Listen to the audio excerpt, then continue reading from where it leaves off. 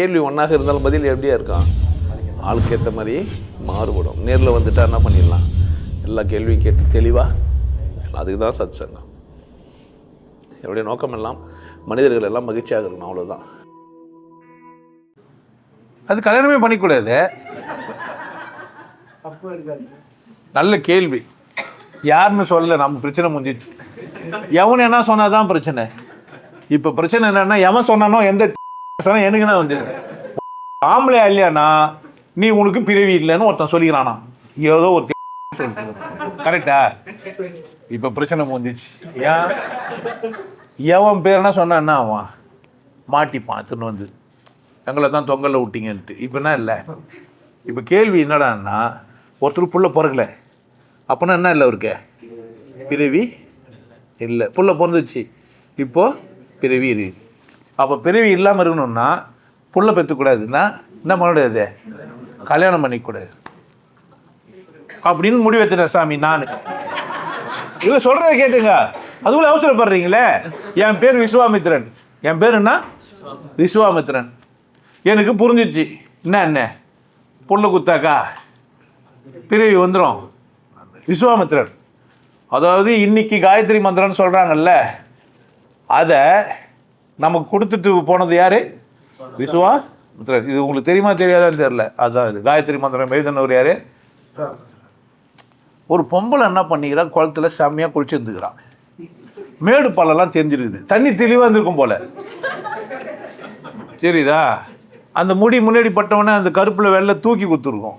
Black and ஒயிட்னாவே ஒரு மாதிரி ஆகிடுவான் கண்ணெல்லாம். அந்த நீலக்கண்கள் எத்தனை, நியூட்ரான் எலக்ட்ரான் நீலக்கண்ணில் மொத்தம் எத்தனை அப்படிலாம் பாட்டு நம்மளால் என்ன தான் பார்த்த உடனே போல போலன்னு ஊற்றிச்சு. எனக்கு ஊற்றிச்சுன்னா புரியலனா அடல் சொல்லி மேட்ரு சார். என்ன ஊற்றிச்சு, குளத்துல தண்ணி எப்படி சார் கீழே ஊற்றும் அப்படிலாம் கேட்கக்கூடாது. ஏன் குளத்துலேருந்து தண்ணி ஊற்றிச்சு, விரல் கக்கிச்சு, குளிச்சுட்டு ஏந்து வந்த அக்கா, ஐயோ இந்த மகாந்து ஊற்றி இருக்குதே, எடுத்து தடவிக்கினா என்ன அப்படின்னு தடவினோடனே குழந்தை போந்துச்சு. இந்த கதை நீங்கள் கேள்விப்பட்டிருக்கலாம், படாமல் இருக்கலாம், போய் ஆராய்ச்சி பண்ணிங்க. சகுந்தலை அப்படின்னு ஒரு நாடகம், துஷ்யந்தன் அப்படின்ட்டு. இந்த ஆளுக்கு தெரியாது யாருன்ட்டு, இப்படியெல்லாம் சம்பவம் நடக்குன்ட்டு. நம்ம பண்ண விரல்லேருந்து ஏதோ லீக் ஆகிடுச்சு, பேனா உதவுனா என்ன இங்கு செஞ்சுருக்கோம், பக்கத்தில் சட்டையில் ஏதோ போட்டிருக்கோம், அவ்வளோதானே. அது ஒரு டிசைன் ஆகிருக்குன்னு தெரியாது. பொதுவாக இங்கே வந்து நூலில் சுற்றிட்டு நோட்டில் வச்சு இழுத்திங்கன்னா ஒரு அழகான படம் வரும். என்னையா இருந்தாலும் எல்லாத்தையும் பேசிக்கிறான்னா பேச தெரியுது எனக்கு. அது மாதிரி நூலில் சுற்றி இழுத்து திரும்ப திறந்து பார்த்துட்டு அதில் டிராயிங்லாம் வரையிற வேலை தெரிஞ்சும் தெரியாமல் நமக்கு நிறைய அறிவாளிங்க இந்த மாதிரி உருவாகுறாங்க என்கிட்டேருந்து. நூலை பூச்சி இழுத்துட்டு பண்ணால் தெரியுது அவங்களுக்கு. அது மாதிரிலாம் படம்லாம் வந்துருந்தீங்கன்னா நான் சொல்கிறதுக்கு புரிஞ்சுருக்கும். புது டிசைன் வரும், இது வரைக்கும் வராத ஒரு டிசைன். அந்த புது டிசைன் வந்துட்டு அது பேர் சகுந்தலா. அப்போ அதனால எனக்கு பிறவி இருக்கக்கூடாதுன்னு நான் நினச்சேன். உடனே நான் நினச்சாலும் என்ன நடக்கலை, இது குடம் ஊச்சின்னு எனக்கும் தெரியாது. வளர்ந்துட்ட பிறகு அவன் வந்து ஒருத்தனை கல்யாணம் பண்ணிச்சின்னு சொல்லி நான் பாட்டு கம்பீரமாக சுற்றிங்கிறேன். ஒரு ஆளுக்கு கூப்பிட்டு தெரிசி இந்த சொர்க்கத்தை உருவாக்கி தர அளவுக்கு பெரிய ஆள் நான். யார், விஸ்வத்துக்கும் மித்திரன். விஸ்வம்னா சகலம், மித்திரன்னா நண்பன். சகலத்துக்கும் நண்பனாக இருக்கிற நான் யாரோ ஒருத்தன் பேச்சு இப்படி சொல்லிட்டான்ட்டு தான் பண்ணல நான். வேணாம், கண்ணு மேலே சொரிக்கின்னு விந்த மேலே ஏற்றணும். ஒருத்தர் ஃபோன் பண்ணி சொன்னார், என்னையா நீ உன் விந்து மேலே ஏற்றினா தான் அது சகஸ்திரத்தில் போய் தங்கணும், இல்லை நீ கெட்டனார். குவார்டர் பாட்டில் திறந்து வச்சுட்டு குடிச்சிட்டு 75 நிமிஷம் பேசினேன். பழைய வீடியோவில் இருக்கும். ஆமாம், அவர் பேர் கடவுள் இல்லாத கண்ணன், கடவுள் கண்ணன். இதெல்லாம் என் வாழ்க்கையில் அனுபவிச்சது, இல்லைன்னா சொல்ல முடியாது. நான் இப்படிலாம் சொன்னாங்க எனக்கு. அப்படியே போய் சகஸ்திரத்தில் போய் எங்கே போய் அது தங்கும் அப்படின்னு. எனக்கு உண்மையிலேயே சகஸ்திரத்தில் துடிக்கி அதெல்லாம் இருக்குது. அது விந்து போய் தங்குதெல்லாம் எனக்கு தெரியாது. விந்து கீழும் போது மேலேயும் போது எனக்கு. அவருக்கு மேலே மட்டும் போய் இது போல் ஒழிச்சா இல்லையாப்பா. விஸ்வாமித்திரனா இருக்கிறாரு, காயத்ரி மந்திரம் சொல்லிடுறாரு.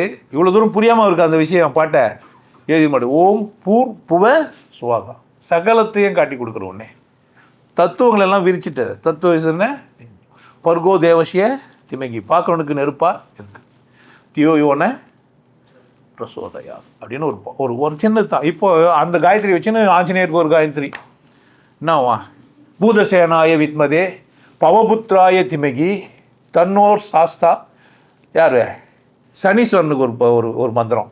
அந்த 4 வரி வச்சுன்னு இவனுக்கு ஊருக்கெல்லாம் எழுதிக்கிறானுங்க. இது ஆஞ்சநேயர் காயத்ரி, இது தமாசா இருக்கும். இது புக்கெல்லாம் வச்சிங்கன்னா தனியாக கிரியேட் பண்ண முடியாமல் எவனோ ஒருத்தர் சொன்னதே வச்சு என்ன பண்ணுறது, இது மாதிரிலாம் தமாசா விளையாண்டுப்பாங்க. நமக்கு ஒன்றும் மொழி தெரியாதாலும் நம்ம என்ன பண்ணிருப்பான், பெரிய பெரிய மந்திரங்கள்லாம் சொல்கிறாரு போல.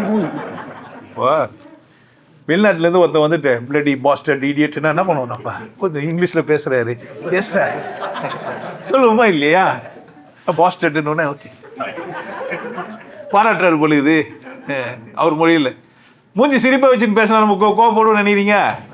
யாருன்னா ஒருத்தரை நீங்கள் சந்தோஷமாக மூஞ்சி சிரிப்பை வச்சுன்னு நீ ரொம்ப ஒரு மோசமானவன் தான் இல்லை, இந்த மாதிரி ஒருத்தனை பார்க்க முடியாது. நான் என்ன சொல்கிறேன், நீ ஒரு பெரிய கல்லியா. ஷார்ஜாவில் இது நடந்தது. ஃப்ளைட்லேருந்து இறங்கின உடனே கடன் வாங்கிட்டுவோ கடன் ஊற்றுவோ, கள்ளி இப்போ தான் வந்து கேட்பா, கள்ளின்றா கேட்க வந்து திட்டுறதுக்கு பதில். இந்த மாதிரி சம்பவங்கள்லாம் பார்த்து ரசித்தவன் நான், அப்படியே கொண்டாண்டவன், அப்படியே பூரிப்பு உள்ளேருந்து. இப்போ புள்ள பிறகுல பிறந்துச்சு. விஸ்வாமித்திரன் பாவம், நான் என்ன பண்ணேன், கண்கள் பார்த்துச்சு, அந்த குளத்தில் அது மாதிரி 3 டைமென்ஷனில் ஏதோ தெரிஞ்சுது, ஏதோ ஒன்று ஊற்றிச்சு. ஆனால் கூட பொறுப்பை நான் ரெஸ்பான்சிபிலிட்டி எந்த தானே. நான் போய் துஷ்யந்தன் கையில் போய் தலை குனிஞ்சி என்ன பண்ணேன், பொண்ணை ஏற்றுக்கோ அப்படின்னு. எதுக்கும் தலை வணங்காத நான் என்ன பண்ணேன், இப்போ என் மகளுக்காக, என் மகள்னு நான் என் மனைவியோட போய் நான் என் மனைவியாக அவளை ஆக்கிக்கல, அவளை கூட நான் அவ்வளோ சந்தோஷமாலாம் இல்லை, தெரியாதத்தனமாக நடந்துச்சு அந்த சம்பவம், எதிர்பாராத ஒரு சம்பவம். இது உங்களுக்கு சொல்லி கொடுத்தானான்னு தெரியல, நீங்கள் அதெல்லாம் படிச்சிங்களா, இதெல்லாம் பாடத்திட்டத்தெல்லாம் வைக்கலாம். அதுக்காக போய் என்ன பண்ணுறான் ஒருத்தன், போய் தலை குனிறான். ஆனால் தான் இந்து சனாதானத்தை நான் ரொம்ப அந்த இடத்துலலாம் பாயிண்ட் அவுட் பண்ணுறேன். இப்படி ஒரு கதை சொல்லி வச்சுக்கிறான், நீங்கள் அதை வேறு மாதிரி சொல்லிக்கிறானுங்க. உங்களுக்கு கதையெல்லாம் தெரியாது, பொண்ணுன்னே தெரியாது. அதனால் என்ன பண்ணலாம் அவன். அப்புறமா அவள் சம்பவம் சொல்கிறா, இங்கே மாதிரி ஒரு ஆற்றுல குளிக்கும்போது ஒரு பொம்பளையை பார்த்தாருல, அந்த பொம்பளையோட பொண்ணு நானுன்னு சொல்லுன்னு அமைச்சிக்கிறாவோ அம்மாக்காரி. அம்மா பொண்ணு வந்து சொல்லுது, டேடி டேடி நீங்கள் தான் டேடி, அம்மாவை தொடாத டேடி, ஆனால் அம்மா ஒன்று எடுத்துக்கினேன் டேடி அப்படின்னா. ஓ நம்ம ஊற்றுனது மோல்டிங் ஆகி என்ன ஆயிடுச்சே, டெய் உள்ள போய் ஓகே நம்ம ஆச்சு சரியாக இருந்துக்குது போல். ஆமாம் ஊற்றுன ஈயன்னா ஆயிடுச்சு, பொம்மையாக வாங்கி வந்துச்சு. சரிடா அம்மா உண்மை தான், அப்போ நீ யார் தான், பொண்ணு தான் அப்படின்னு போய் நின்றுக்கிறான். ஏன் இந்த கதை சொன்னான், ஏன் இந்த கதை சொன்னான்,